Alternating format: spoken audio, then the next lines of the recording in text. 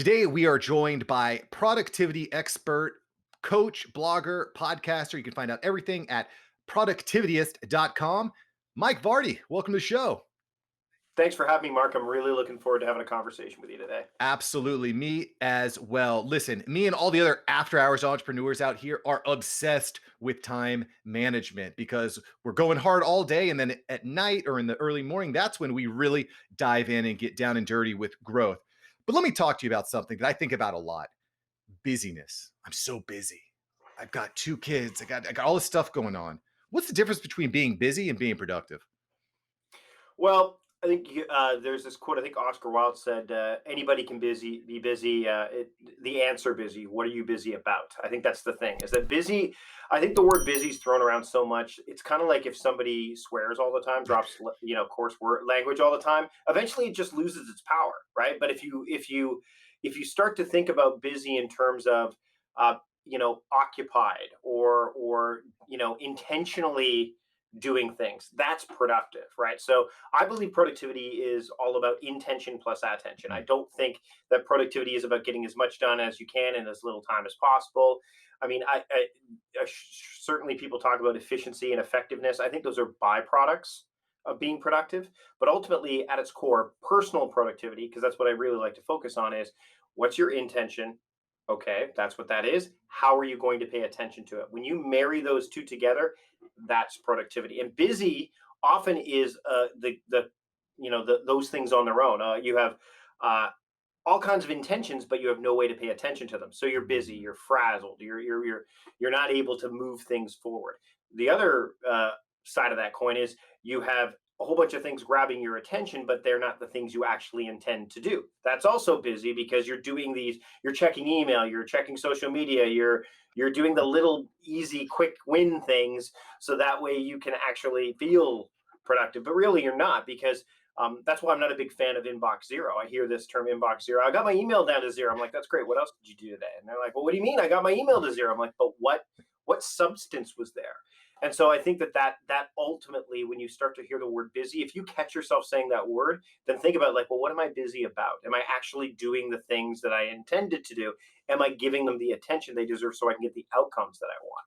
Yeah, so this is really smart and really important, Mike, because I find it's very easy to be working in your business and very difficult to get to be working on your business, especially when your cell phone is bleeping and blipping at you all day, every day. Heck, I wake up in the morning, I have 12 notifications, 12 to 20 notifications. So it's absolutely insane. So I want to dive in a little bit more in depth into this concept of your intentions married together with your attention.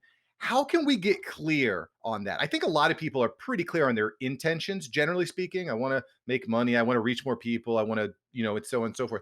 How do we marry those two together? What are some ways that we can get clear? Well, one thing you can do is you can start to break down their projects to their smallest particles. So a lot of people, you just said, I want to make a lot of money.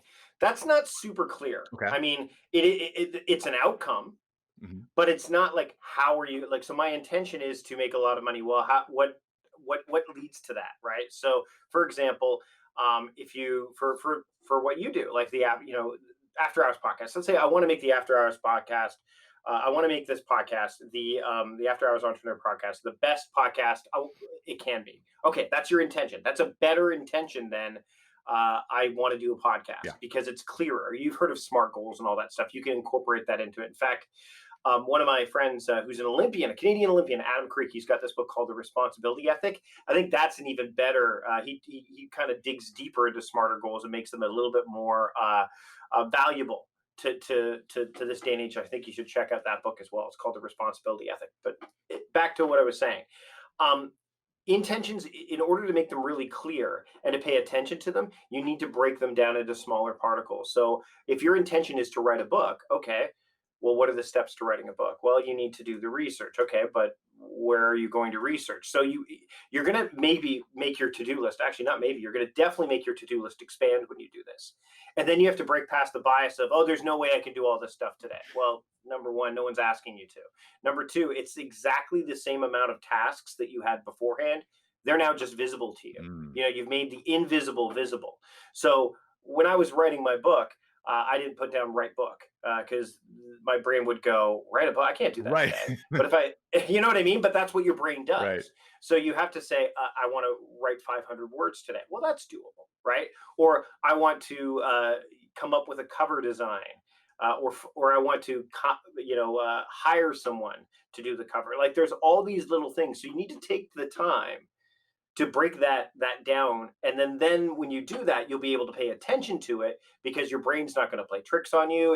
You're going to be able to do things, as you were saying, in those. I'm a night owl, so in the wee hours of the morning I can look at my to-do list and go, oh, I could do that, I can do that, and I'm making measured progress towards my goals, my projects, my intentions as a result. So don't get fooled by the, oh my god, my to-do list is really long because Mike told me to break down my projects into their smallest particles. It's the only way you're going to be able to pay attention to those things and make sure they don't fall through the cracks. And like you said, you got to figure out what the next step is. You got to prioritize, right? And that can be really difficult to do if you're not clear on what your tasks are. Hey, Mark here. Thank you so much for watching. Make sure to smash that like button for the YouTube algorithm. Let YouTube know you're enjoying this video. Let me know you're enjoying this video. All right, let's get back into this episode. I think one of the most important things, just to kind of uh, go a little bit deeper on what you just said there, Mike, is writing down a list of all of the processes that you're completing on a day-to-day basis. And what I typically do with that is I either eliminate stuff that's not actually in line with my intention, right? Hmm. Or if it is, but it's mundane, it's something I'm doing all the time, and I'll outsource that, right? Yes, And I yes. think, That's the only way. That's the only way you can do this. You won't be able to outsource properly unless you break it down. mm, You won't be able to do any of the stuff properly unless you break them down. Think about it this way: when you go back to beginner's mind, right? So when you were learning to drive a car, you didn't just get in and start driving the car. right, You could do that now, right? But you said you've got kids, right? I've got kid. You've got I do, kids. I do, yeah. I have kids too. My daughter would be turning 16 in February. Right. I'm not just going to hand her the keys to my car and go ahead, go drive. No, she has to do, when you first learn to drive, like check the mirrors, put on the seatbelt. You're doing all the steps. Mm, Eventually, and this is talked about in habit forming applications and habit people who've written about habits, such as BJ Fogg, James Clear, Charles Duhigg. They all talk about like you have to break these things down into smaller steps but eventually over time you just know how to drive a car. These things become automatic. Same thing with grocery shopping. Grocery shopping's a project. Doing laundry, a project. Driving a car, anything that takes more than one step to do is a project. So if you want to be able to either pass that on to someone to do it for you, and you want to make sure that they do it as close to what you did as possible, mhm, or at least can make it and tweak it so that they don't miss anything, then you need to break it down to its smallest steps. And then, as you said, either you or maybe the person you outsource to goes, oh, I know how to do that now, so I can remove that from the equation. mm, But I think if you're using like a task management tool or something like Process Street or something like that, you keep that master template of whatever that thing is. So if you're doing a podcast episode, like we both do podcasts, I have things like book interview, ask for guest's copy of book, record ad number one, record ad number two. Like all those steps are in there. It's like a 26-step process. My producer now has it down to 8 because she's combined a few. mhm, But if she's not working for me any longer, I want to be able to go back to that original one and go, here you go. right. Right. So it's really important to do that and it's important to take the time to do that and ignore the biases of, oh, I'll do it later, or, oh, it's going to take too long to do this, so I'll just do it myself. You got to play the long game. You got to future proof this stuff. Yeah, so I'm with you 100% here, and I want to kind of dive in a little bit deeper into this idea of building out your list. Um, i- and we because we kind of touched on this a little bit, and of course, you can learn way more about what we're talking about at the productivityist.com, where Mike is going to give you all the tools you need. Let's talk a little bit more about lists. Okay, so Mhm. we're talking about the processes and your overall processes, but when I'm thinking about lists, do you think it's important to have both short-term lists, long-term lists, medium-term lists? How often are you sitting down? Let's kind of dive into this a little bit more. Okay, so here's my thought on the to-do list. Is I think the to-do list should be one list. I think you should just have different ways to look at it. Okay.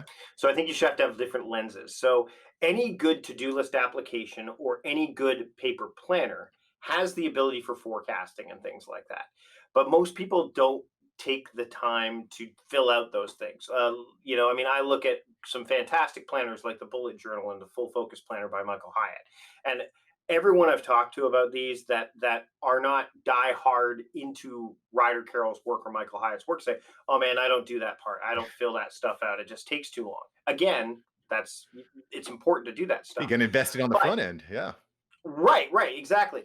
But and a lot of to-do list apps don't have this either. But what I recommend you do, and I do this in my work, is I have monthly themes and what I call an annual axiom and things like that. Is I will use the to-do list app to create projects for those themes. So I'll put them in there, even if I have no intention of doing them anytime soon. Mhm. I'm of the mindset to capture everything, regret nothing.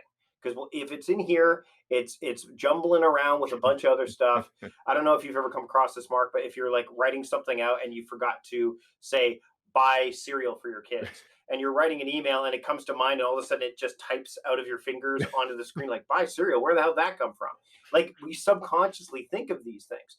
So what I recommend people do is if they're using a paper planner is to have some kind of identifier that allows them to look at it and filter their list. So I'll use this as an example. If I know that this is something I want to do short term, I'll tag it short term. Mm. Like I'll put it like a hashtag in short term.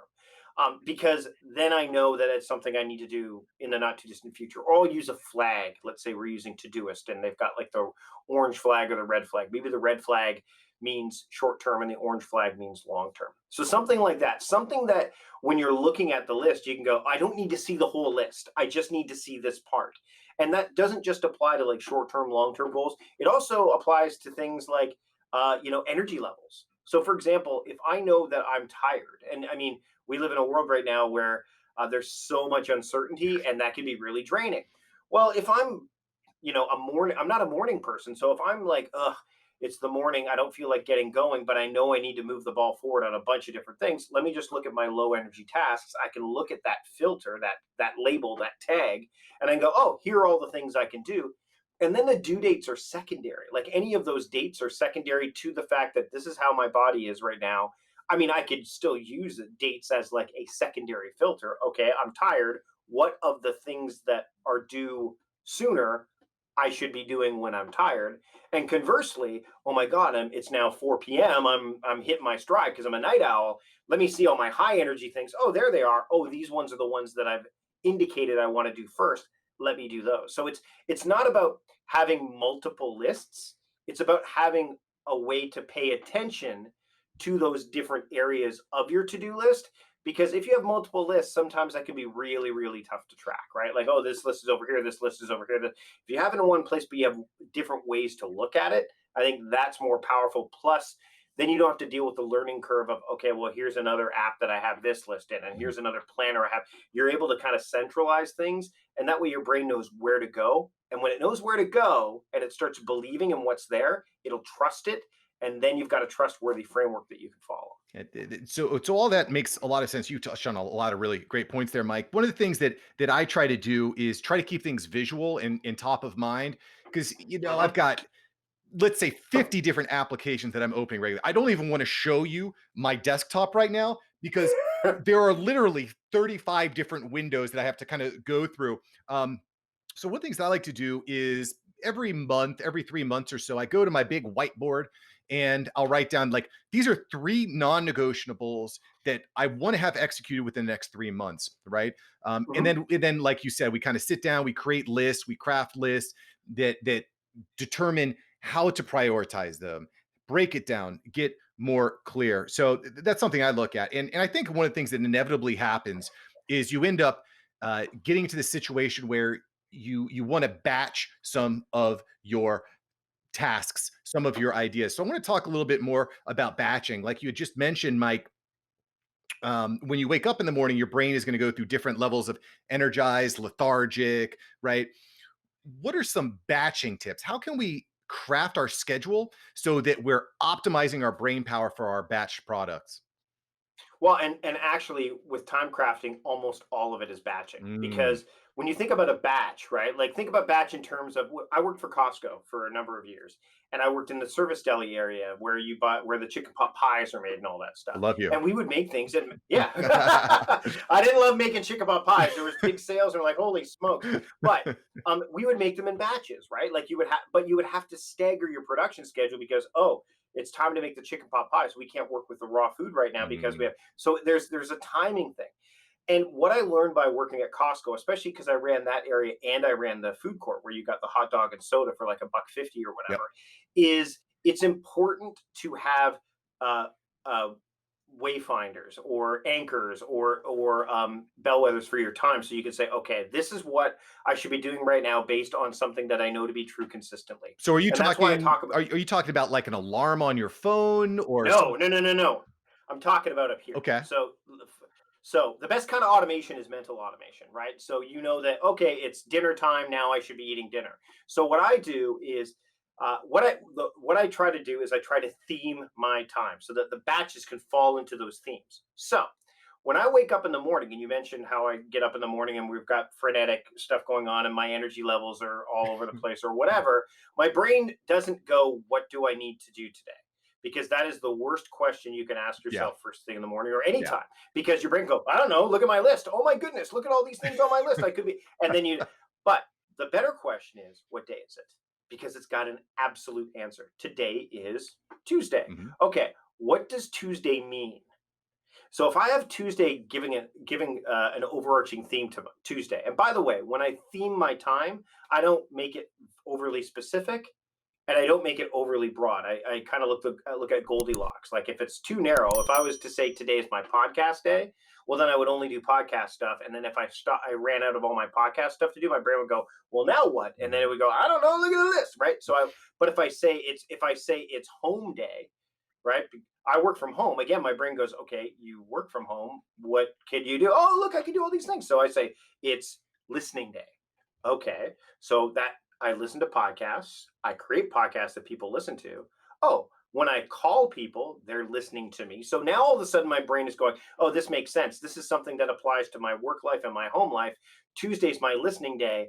What listening tasks do I need to do today? Do I want to do today? So now I've got this list because I've created a tag called listening based on the theme, and I can go, oh, here are all the listening tasks I need to do. Now, remember, a theme is not like the absolute, it's a focal point, right? It's an overarching focus. So there are things that I need to do that fall outside of the theme. But when I get stuck, when I get lost, distracted, diverted, I don't go, now what do I do? I go, what day is it? It's Tuesday. Mm. Tuesday, listening day. Okay, let me look at listening. I'm able to get back on track. And this applies to horizontal theming as well, which is when you're doing it by time of day. So if your brain says, I can't theme my days are too dynamic, which I also call a little bit on. I think that you can if you try, you definitely can theme at least one day of the week, maybe two. And I don't think everyone should theme every day of the week when they first start doing this Well, either. this is so But I think it's I wanna yeah, kinda dig into this a little bit deeper because this is a sure, sure, sure, sure. this is not a concept I've heard before, Mike, and so I'm curious. In your Sure. case, Mike, you're blogging, you're podcasting, you're on social media, you're coaching, you're developing these Mhm. different programs. Yep. The days can be very, very dynamic, right? Sure Like, they can, I which gets to the horizontal theming part. So I could do by time of day instead. So I mm, have my making time, which then overrides the daily theme. So, for example, I write every single day. You're absolutely right. I'm keeping a daily micro blog on Medium now. I have other things I'm writing. So I have what's called making time, which is a horizontal theme I think that takes place between like 3 and 6 p.m. My time. And again, I've structured this based on knowing what my schedule is like with coaching and things like that. Most of my clients are on the East Coast. 3 o'clock to me is 6 o'clock to them. You have to think about this stuff. It's not just something you throw together. But from 3 to 6 p.m. my time, making takes over. So today at 3 o'clock, I'm going to go from listening mode to, oh, look, my calendar, because this is where the calendar comes into play. This is making time. Okay, what am I going to make? Let me look at all the things I could make. Oh, one of them is a blog post. So it what's interesting is when I've talked to people about this on other podcasts and even in coaching clients, they go, "That seems too rigid." I'm like, "No, no, no. It's as rigid as you make it. mm. Like you get to decide what I mean. I have 7 daily themes. I have 3 horizontal themes. I have monthly. People are like, oh my God, that's too structured for me. Frameworks, first off, they foster freedom. So Yeah. if you have a framework in place, you can work with it. But just because I do 7 days a week of daily theming and 3 horizontal themes, and I have all that stuff, doesn't mean you have to do that. You could say, you know what, I can't theme every day because they're too dynamic, but the weekends, I could make Sunday my community day because maybe you go to church, you want to spend time with your family. You're already probably doing it anyway. Right. All you're doing is owning it. All you're doing is directing your focus, your attention to that, which means your intentions have a place to go, Well, and I right? think you have to because it's absolutely impossible for you to scale your business without having these types of processes in place. Because if you're Agreed. just like because what naturally happens with let's say that your business is a snowball. It's very small, it's very manageable at first. You're only responding to, let's say, 2 emails a day, but in a month it's 3 emails, and then it's 6 emails, and then it's 9 emails, and then it's Instagram. It's all the if you're not thought I really like this idea about the horizontal and vertical theming. It's really smart because it gives us kind of a framework to be more thoughtful about how our time is spent. Well, and it's crafting too. Time. That's why I call it time crafting, because no Mm. one ever stops craft, right? Like an actor doesn't go, well, I'm done. I'm done. Like a craftsperson always tries to get better. So you mentioned email. That's a really great example. So let's say you're starting your business and you're like, email is like an admin task. So you'll say, I'm going to have admin time, right? Mhm. But then as your business gets bigger, your admin tasks grow. You're Right. like, I can't fit them all in here. I'm spending a lot of time on email. Maybe I need to separate email from admin. So now I need to get more specific. So now it's going to be email time and admin is other things. Okay. So now I'm opening up my email program now. I have missions because you've got this email tag that kind of tells you, hey, I'm going into email. So you can go into email with missions rather than questions. You answer your emails, and then you're like, okay, good. I'm keeping on top of my email and my admin tasks. There's not a lot of them, so I'm keeping them okay too. Oh, wait, now I'm getting a lot of personal email and a lot Yeah. of work email. Well, maybe I need to separate those into Gmail and Outlook. Now all of a sudden you're like, okay, well, I'm at work. I don't look at the Gmail tag because that's personal email. Instead, I look at the Outlook one. So it's all about it evolves because I mean, think about it. As we grow up, the things how we operate change too, Mm. right? Like when nothing drives me nuts more for me. Is when I fall into the comparison trap of looking at somebody who is either all their kids are out of their house because the kids are older or they don't have kids yet. And I'm like, why am I not doing all the stuff they're doing? I'm like, well, I have 2 kids, and, Yeah. and like so you can't. But maybe in 10 years when my kids are gone, I'll be able to do that stuff because time will have changed. So time moves on whether we want it to or not, which is why I don't like the term time management because it's hard to corral. I'd rather focus on things like expectation management, attention management, health task management, all that stuff, because that's stuff that we have agency over. Time, like again, time is constantly moving. All we can do is craft it. And these simple things like theming your time, working by modality, and then further to that, leveraging time by doing things like journaling, which I do every single day. That allows you to make the most of your time and craft it in a way that's going to work for you in your life. Love it. Love it. I mean, we're touching on so many really, really important topics here. And one of the most important is that as your life moves on, your needs, your intention, your attention is also going to evolve. So getting together with someone like Mike at productivityist.com is going to be a huge boon. He's got a couple free offers and a $5 offer to just help you just like really get thoughtful. And because as you had mentioned, as Jocko Willink says, discipline equals freedom. So if you can get clear on your tasks, if you get disciplined, you're going to be much better off. Much better off. So this is the other thing I think that is really a struggle or challenge or a problem for a lot of people. So let's say someone, for example, says, Mark, I'm going to launch a podcast. I want this podcast. I'm going to commit to a certain amount of time. But then they end up burning out because they overcommit. What do you say to someone who's like, Mike, I'm doing too many things. I'm burning out. What can I do? Like, what are you going to tell someone in that type of case? So that brings up the idea of monthly theming to me Hmm. and planning out in advance. So there's this quote by Eisenhower saying, when going into battle, I find planning to be useful, but plans useless because you don't know how things are going to react on the other side of the equation. Like I'm a football fan. I'm a Cincinnati Bengals fan, and as we're recording this, the Bengals lost to the Chargers on a last minute. Like the guy missed he missed the field goal. He pulled up lame. He had hit 250 yarders plus up to that point, and he missed a chip shot. You can have all these plans that you put in place, but you can plan for everything, but then all of a sudden something throws you off. Yeah. You got to be able to be nimble, and that's the thing that when I kind of created the time crafting methodology, I wanted it to have simplicity, flexibility, and durability in mind. So monthly themes, what I do is I start my year September 1st because my kids go back to school in September. So what I'll do is in the month of August, I call that my planning month, and I will set up plans for the next 12 months. Now, Mm. again, people are like, how do you plan that far advance? I'm like, I just do, but I have the knowledge that I may have to make changes to that. And that has been very evident in 2020. Yeah, I I had a think book that was supposed to, yeah, I think some yeah, for people everybody. yeah, people get scared, I think, that they're gonna be called a failure if they shift, but I'm with you, No. man. You gotta be dynamic. You gotta change.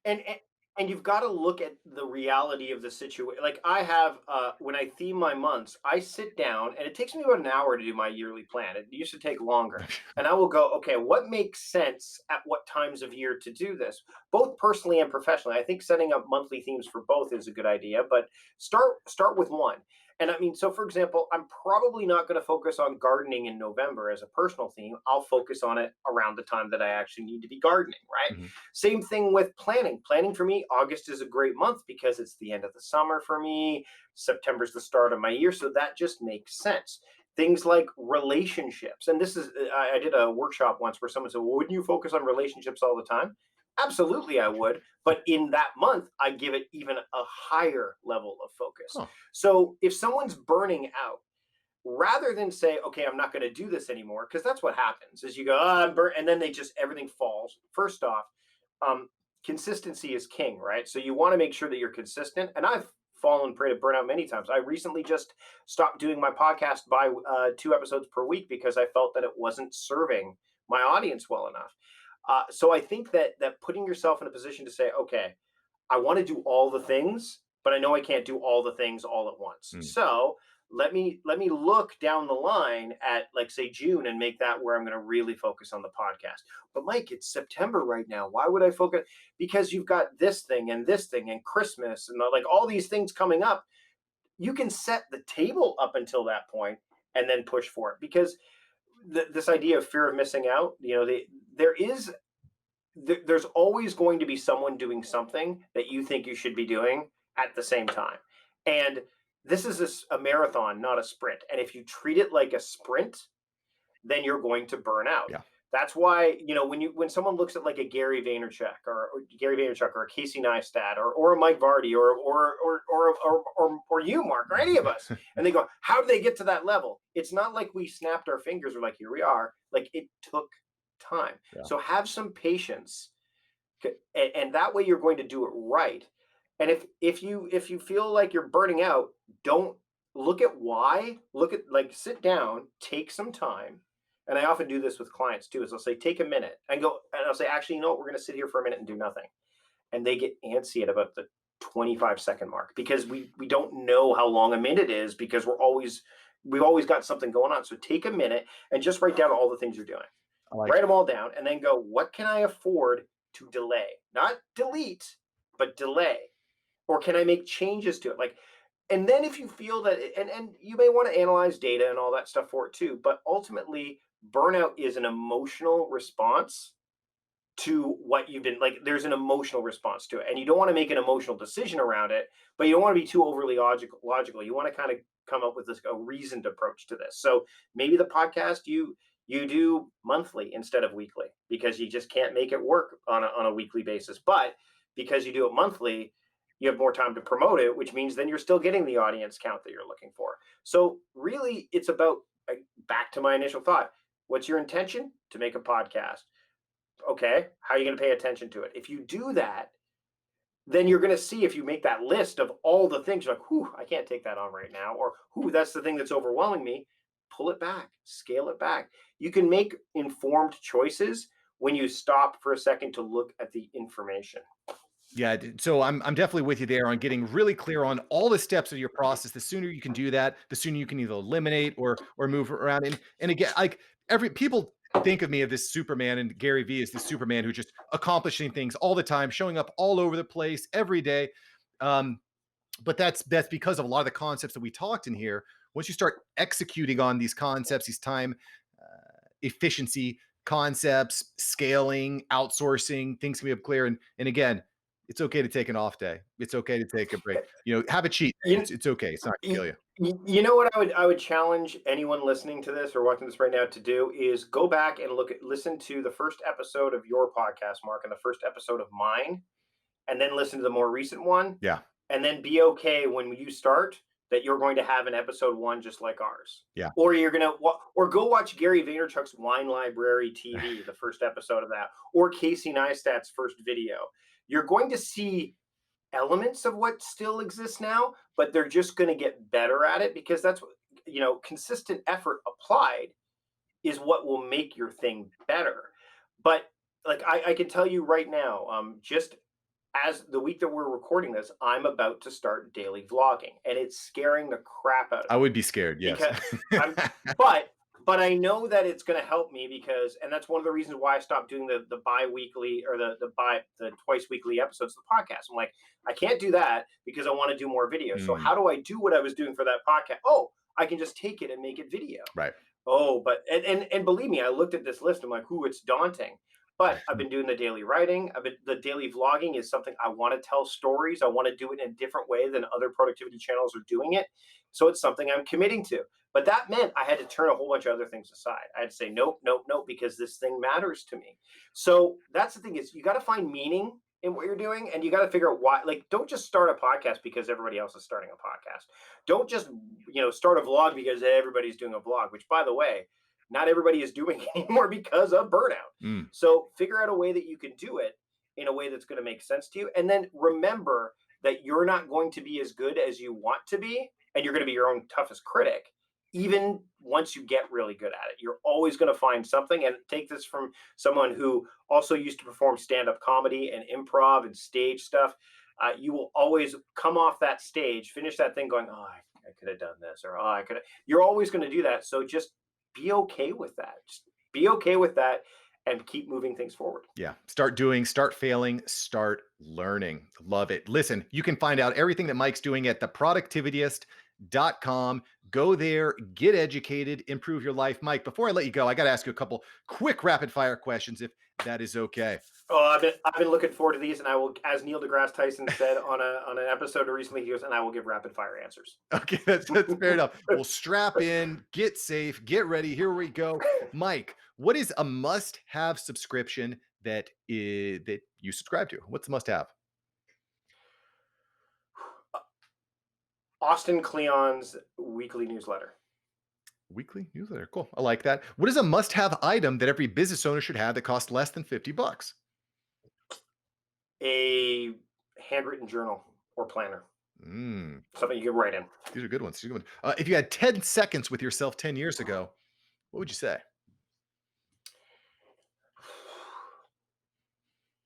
It's going to be okay. Tell It's myself. going to be okay. I tell myself that every day. If you woke up in the morning, Mike, and there was only one business task you could do, what would you do?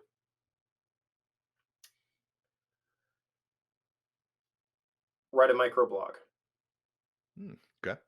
And then final question for you, Mike. If you had a billboard message that could reach millions and millions and millions of people, what would you say on your billboard?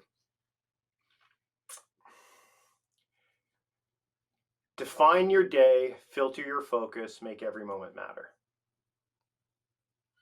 Mike said it, and I agree with it. Mike, thank you so much, brother. Hey, thanks so much, Mark. This has been awesome. Thanks so much for having me. Thank you so much for watching. I'm glad you enjoyed this episode. I've got several other episodes right here for you. Smash one of these videos to make sure that you don't miss out on the tips, tools, and tactics of industry experts. Let's take that side hustle full time. Smash one of these links.